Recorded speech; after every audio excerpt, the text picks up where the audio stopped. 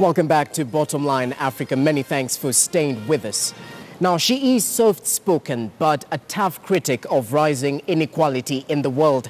Ugandan-born Winnie Byanyima is not known to shy away from controversy. Most recently, she waded one of her toughest challenges yet in her professional career, steering humanitarian organization Oxfam International through a damaging sex scandal. Still, she insists that the global organization has to move its headquarters to Nairobi. Our reporter Trix Ingado got an opportunity to sit down with Winnie for an exclusive interview. Here's how that conversation went. And the business people who run these businesses, on top of that, avoid paying their fair share of taxes, have built loopholes across the tax system. We have a tax system that leaks so much that allows $170 billion of money every year to be taken to tax havens and to be denied the developing countries that need that money. And what prompted this bold takedown of the issue? Thank you for having me, Trixie. Every year I have been going to Davos, to the World Economic Forum, to take there a message from Oxfam. And that message is that the gap between the rich and the poor in countries globally keeps increasing, and that this is dangerous. This widening gap is dangerous because it's fracturing our societies. It's poisoning our politics because a few are running away with the riches. Majority are suffering in poverty. It's trapping millions in poverty, and it's fueling crime. It's fueling tension in societies. It's bad for everybody. And every year I repeat it. This year it seemed to have touched a public nerve. I was on this panel on economic inequality, and a number of us were in agreement, and we were focusing this time Oxfam's report. This year we release a report every year on economic inequality. This year we're torching the role of governments, and we were saying that, look, last year alone,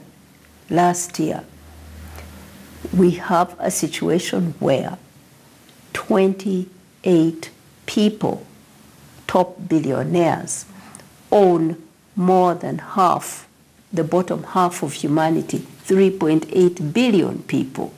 And their wealth keeps increasing. We showed that last year alone, the wealth of the top billionaires was increasing by $2.5 billion every day, while the wealth of the bottom half of humanity was decreasing by 500 million every day. And we said, governments, you are fueling this. So the issue was, on the panel, was that governments have chosen not to tax the wealthy, the big corporations, to make them pay their fair share. The tax on wealth, whether it's inheritance tax or capital gains tax or property tax, these taxes have been coming down over the last 20, 30 years. Today, in the rich countries, it's about 38%. In the developing countries, 28%, and it keeps going down. And some wealth taxes don't even exist anymore. And the result is that then there is not enough revenue to put in health, in education, in social protection. 262 million children are out of school. 10,000 people die every day because they can't pay for a doctor or pay for medicines. 10,000 people have died today. That's a result of not collecting the revenues from the wealthy, from the top corporations, and putting them into people's lives. So we're saying to governments, you're not taking your responsibility. You're not taxing the wealth. Secondly, you're allowing the rich and the companies to dodge and hide a lot of their profits. So not only are they not taxed, but even what little they should be taxed isn't being taxed. So does this only affect the developed countries, or does it also trickle down to the underdeveloped areas? It's a global problem. It is a global problem because it's an idea that has been pushed over a long time, more than 40 years, this neoliberal idea, accompanied by all kinds of wrong arguments, like if you tax the rich, then you will not have growth. But now, increasingly, even the IMF that used to say that is saying there is space to tax rich, very rich people and wealthy corporations without necessarily hurting growth. And we are seeing some countries doing it. We're seeing, say, a country like South Korea. The recent government has increased the tax on rich people and on companies, has increased minimum wage, and is putting the money in social protection. So is New Zealand. Indonesia has increased the tax on companies and has put the money into rolling out free health for everybody. So it can happen, but governments make the wrong choices each time. The rich have not just used their money to buy fast cars, to travel and drink champagne. No, they actually have used it to buy the democracy, to buy politics. They buy politicians, they pay for them, and they themselves get themselves in office, like a billionaire like Trump, and then appoint their fellow billionaires in the cabinet. Or they buy the law, they make the laws to favor themselves, to allow them tax loopholes. They buy the media, they are the only ones who can talk. They buy impunity, they buy the courts. So extreme wealth isn't just used to make rich people happy and overconsume whatever. They use it to hijack democracy. So now, you ask about Kenya. See, a country like Kenya, we know, we have some estimates that Kenya loses about $1 billion every year through tax exemptions. These are just like tax holiday, company X says, in order to start, I want 10 years tax holiday, and so on. And you know what? The World Bank has done a study to show that here in East Africa, that these same companies which are enjoying tax breaks, tax holidays, would still invest even without those tax holidays, tax breaks. So just that 1 billion alone could pay for the health care that I see Kenyans crying for in this country, that it could speed up the process of giving everybody health care, the Big Four agenda that I like so much. East Africa here, we know that this is a region where the tax dodging is also big, and our countries are losing, ActionAid estimated, about 2.8 billion every year. This region alone, Sub-Saharan Africa, we know that rich people have stashed away at least a third of their wealth. That's $500 billion in tax havens, hidden somewhere untaxed. And that is money that could, if taxed, could raise $14 billion. That $14 billion could pay for 4 million children's health and could put all the children who are not in school in this sub-Saharan Africa into school.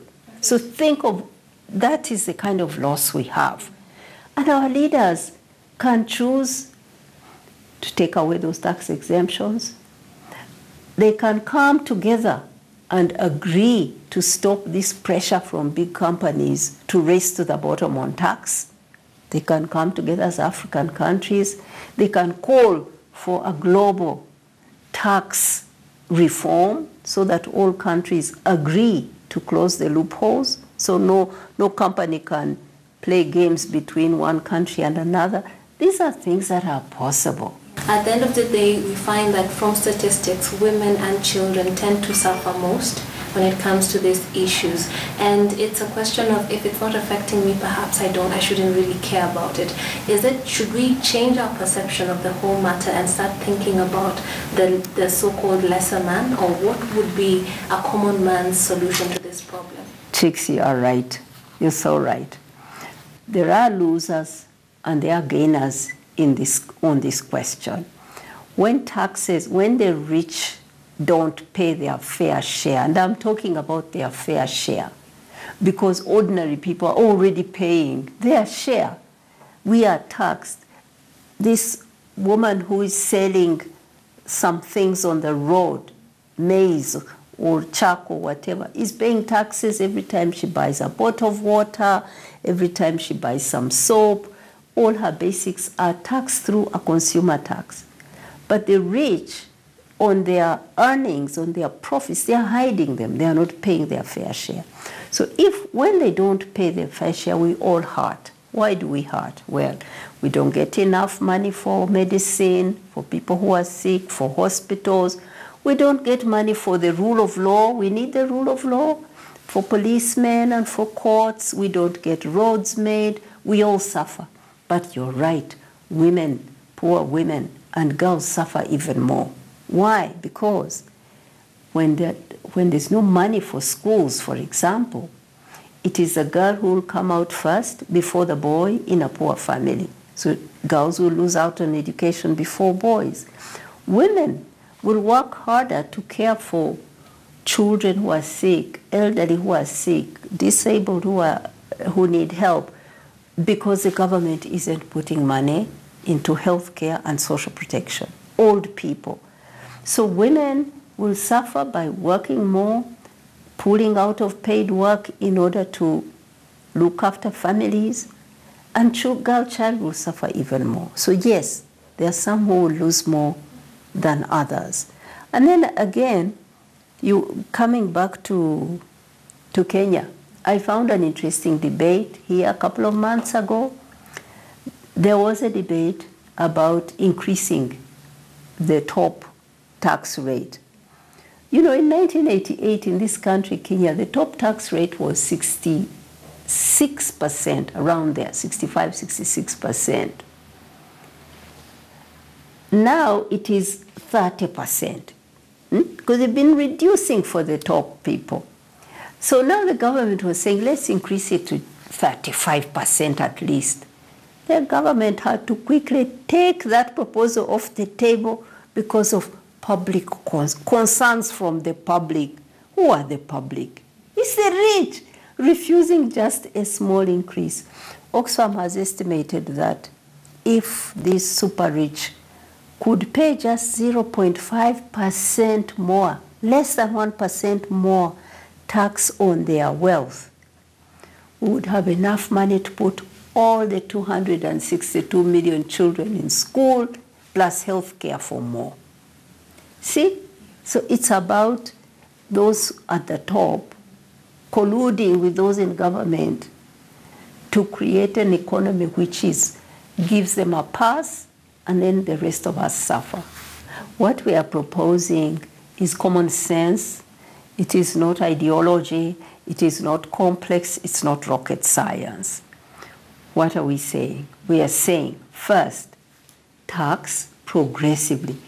Ask the rich to pay their fair share of tax. You don't need anything except just a simple calculator that tells you that they earn this, so we've increased the tax rate to this, you have to pay it. And they are not going to pack up and go. But to be honest, it will also need a cooperation of all countries to agree on blocking the loopholes, because business now is not within the borders of one country. Business is spread across borders, so companies have opportunity to hide, to make the profit in one country and hide it in another. So we need global collaboration on tax reform. That's also possible. We saw it happen after the financial crisis. The rich countries, through the OECD, came together and have organized a minimum kind of reform, forcing the big companies in their countries to pay them some more. But this has not benefited very much the poor countries, developing countries, because we are not at that table. So Oxfam is calling for a global tax reform where all countries are at the table to negotiate that. That's possible. Secondly, we say legislate a minimum wage that is a living wage. Now, that is not rocket science. Some countries have it, some don't. Sadly, many of our developing countries have, even when they have a minimum wage, it is below a living wage. It is ridiculously low. So we need to make workers, governments must protect their workers, give them a living wage. Secondly, restore their right to collective bargaining. Around the world, over the years, workers have been silenced. The dignity of work is not there. You know, here in Kenya, I talk to these drivers of these platform companies whom I won't name. You know them. Drivers tell me, when the big company, global company, has taken 20% of its profits, it must take, what is left is minimum. It's shared between the taxi driver and the owner. There's almost nothing for them. They work 20 hours, they sleep 3 hours, sometimes they sleep in the car. I meet these young men, they've got red eyes. That's supposed to be a job. That's not a job, that's a poverty trap. So governments are not taking care of workers. They are allowing companies to exploit workers. So these are not things that that are even debatable. A democratic government cannot allow its workers to work 20 hours and nothing, sleep. You know, some told me they sleep in one room in shifts of hours, 3 hours, 4 hours, because they can't even afford a room. That's not right. That's not work that we can count that we have employed people. That is exploitation.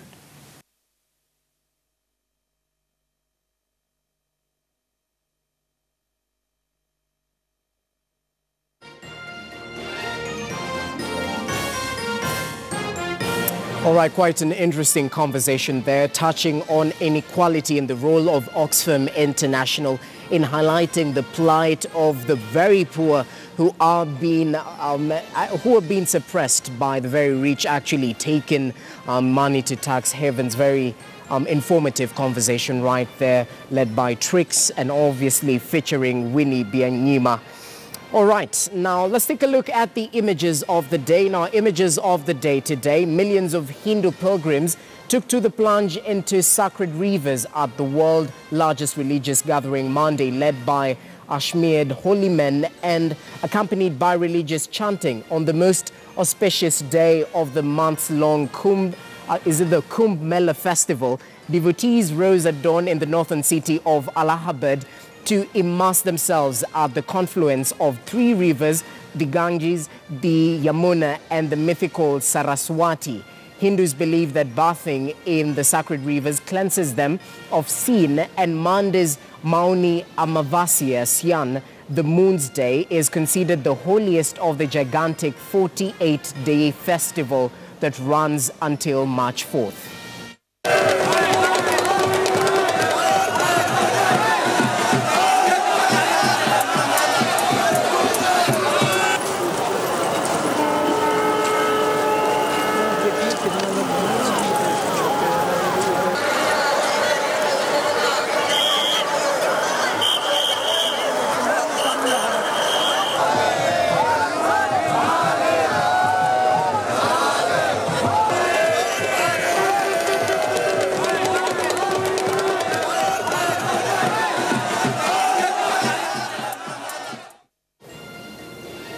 Well, interesting images right there. Shows us the cultural diversity in the world. And that's how we wrap it up today on